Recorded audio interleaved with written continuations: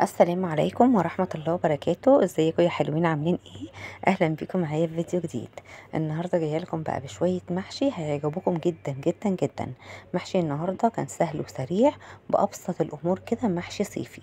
بصوا، محشي المفروض ده المحشي ده هنسميه محشي صيفي، محشي الرحلات او محشي المصايف. لو انت في مصيف هتعملي المحشي بكل سهوله، شويه محشي في 5 دقايق هتعمليهم. محشي ني في ني، كل المكونات بتاعتنا كلها متحطتش على النار، كله كده على السريع. وزي ما انتوا شايفين كده شكله ما كانش بيفرق ابدا عن المتسبك. هتعملي شويه محشي على السريع كده. يلا بينا نسمي الله ونصلي على الرسول عليه افضل الصلاه والسلام. بس لو اول مره تشوفيني وعجبك الفيديو، اشتركوا في القناه وفعلوا زر جرس التنبيه عشان يوصلكم اشعار بكل وصفه جديده بنزلها على القناه. عندي هنا 2 كيلو من البتنجان الرومي. تمام. قورته كويس جدا، بس اهم حاجه البتنجان بتاعك عشان يطلع طعمه حلو لازم يكون طازه. تمام، عشان حتى كمان يتقور معاكي بكل سهوله. خلاص. عندي هنا 3 حزم بقدونس وكزبره وشبت، غسلتهم غسله كويسه. تمام. ودلوقتي بقطعهم، بس التقطيعه بتاعتهم تكون تقطيعه رفيعه جدا. تمام. وده برضو يرجع لك انت، مفيش مشكله، قطعي زي ما انت عايزه. خلاص. بس اهم حاجه التلات حزم مع بعض، 3 انواع، عشان ده اللي بيديه ريحه حلوه قوي. خلاص. واهم حاجه برضو الشبت. خلاص كده. خلاص البتنجان كنت نقعاه في ميه وملح زي ما وريتكم كده في الفيديو. تمام. بغسله غسله كويسه واطلعه من الميه واصفيه زي ما انتوا شايفين كده، احطه في مصفى واركنه على جنب. وصفة النهاردة حلوة جدا يا جماعة، بس كملوا الفيديو لحد الآخر عشان تشوفوا عملنا ايه. حضرت هنا حوالي كده نص كيلو من البصل، دول 2 كيلو من البتنجان، احط عليهم حوالي نص كيلو من البصل.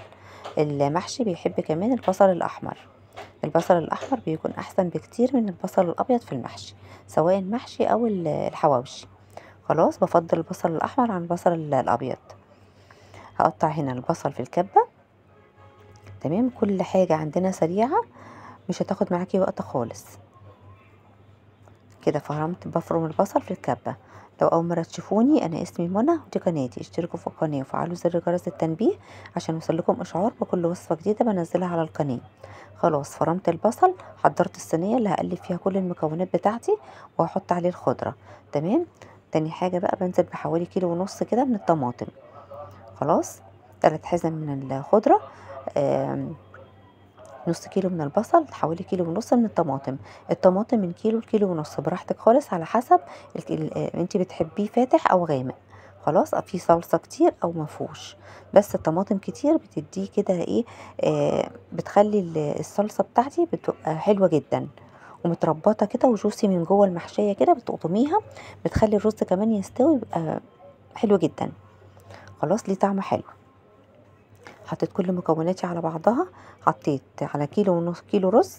تمام. كيلو رز معلقه ملح كبيره، وشويه من البهارات اللحمه والفراخ. تمام. ومعلقه ملح. خلاص. وسيكه كده من السكر، خلاص، عشان الحموضه. هقلب كل المكونات بتاعتي كده مع بعض. ما انساش احط حوالي نص كوبايه من الزيت. الزيت برضو على حسب ما انت عايزه. خلاص. بس كل ما تحطي زيت مظبوط كده بيطلع برضو المحشي بتاعك حلو. يعني كل المكونات بتاعتنا بتكمل بعضها. خلاص كده. بعد ما خلصت هجيب طماطمتين كده وبواقي البصل اللي انا كنت مقطعاه. تمام. قبل ما افرمه واحطهم في الحله كده عشان ما يمسكش في الحله. خلاص. بحشي بقى زي المعتاد كده. تمام. بحشي المحشي بتاعي، بس اهم حاجه وانا بحشيه بيكون بسيب يعني نص عقلة صباع كده من فوق. تمام. عشان الرز لما يزيد ما يملاش الحلة ويطلع بره المحشي. خلاص. زي المعتاد كده بحشي طبيعي خالص، ما بعملش اي افتكاسات ولا بحط اي حاجة في البتنجان او اي خضار انا بحشيه. خلاص. زي ما انتم شايفين كده وصفة النهاردة كانت تحفة من الجمال، بس كملوا الفيديو لحد الاخر عشان تشوفوا عملنا ايه وتشوفوا النهاردة التسوية بتاعته ازاي طلع. الرز كده مفلفل من جواه زي ما شفتوا في اول الفيديو. ما تنسيش تحطي لي لايك عشان اللايك بيرفع الفيديو. تمام. بصوا بقى، دي طريقتي في فتح الفلفل. بفتح الفلفل كده واحط القلب بتاع الفلفل في الحله. بصوا بقى بيدي ريحه فظيعه وطعم افظع. يعني بتدي ريحة كده تقلب الدنيا. خلاص بحشي كمان كام قرن فلفل كده، ده برضو اللي بيدي طعم قمر قمر قمر للبتنجان يا جماعة. اي محشي سواء بتنجان سواء كوسة، حبيت بقى الفلفل دول بيودوه في حتة تانية. بص انا كنت شايلة حوالي كوباية كده من الطماطم المبشورة، تمام، بضيفها كده للبتنجان، برضو دي بتوديه في حتة تانية. وده مكعب من مرقة الماجي، براحتك، عايزة تحطيه حطيه، مش عايزة تحطيه حطي اللهم صل على سيدنا محمد معلقة من البهارات المشكلة. بصوا هنا الشوربة كانت الا ربع كده، تمام، ورشيته رشة من الملح. حطيته بقى على النار، تمام، اول لما غلي وكانت النار عالية عليه جدا، تمام، هديت عليه النار خالص، تمام، لحد ما استوي. شفتوا كده لقيته استوى، تمام زي الفل. لو شفتيه كده ولقيتيه ما استواش، تمام، حطيه والميه خلاص شربها كلها. ده برضو بيرجع لنوع الرز، في رز بيشرب الميه وفي رز ما بيشربش الميه، خلي بالكم من الحته دي. يعني انت اول ما تحطي الميه او الشوربه، تمام، بتحطيها الا ربع، يعني بيبقى بين البتنجان كده والميه حوالي عقلتين صباع، تمام. هطلعه بقى هنا معاكم كده وادوقه معاكم. بصوا بشوكه كده، لو معرفتيش تطلعيه اول واحده بس بتطلعيها كده، بتمسكيها بالشوكه، تمام، عشان تعرف تطلع معاكي. بس بعد كده البتنجان كله بيطلع معاكي بكل سهوله، ده في حاله لما الحله بتاعتك تكون مكبوسه جدا، تمام، وحاطين كميه كبيره. بصوا بقى، شايفين القطمه بتاعت البتنجان بتقطم معايا بكل سهوله ازاي؟ يعني زي الزبده كده. خلاص، اهم حاجه عايزه البتنجان يطلع معاكي ويتقطم معاكي بكل سهوله كده. ما تكتريش في نقعه في الميه، ما تنقعيش البتنجان كميه كبيره في الميه، دوب تغسليه بس. اول ما تغسلي الرز وتخلصي حاجتك، خلاص احشي على طول. الخطوه التانية ان انت ما تسيبيش البتنجان بعد ما تحشيه فتره كبيره، حشيتيه سوي على طول، تمام، يعني حشيت البتنجان ما تسيبوهوش عشان البتنجان بيجلد. خلاص، لكن كوسه سيبيها عادي، اي محاشي تانية تسيبيها عادي الا البتنجان.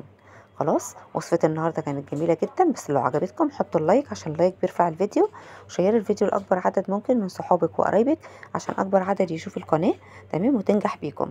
بس متنسليش في اللايك ومتنسليش في كومنت حلو من ايديكي، تمام كده. بصوا بقى كده خلاص الوصفة بتاعتنا خلصت.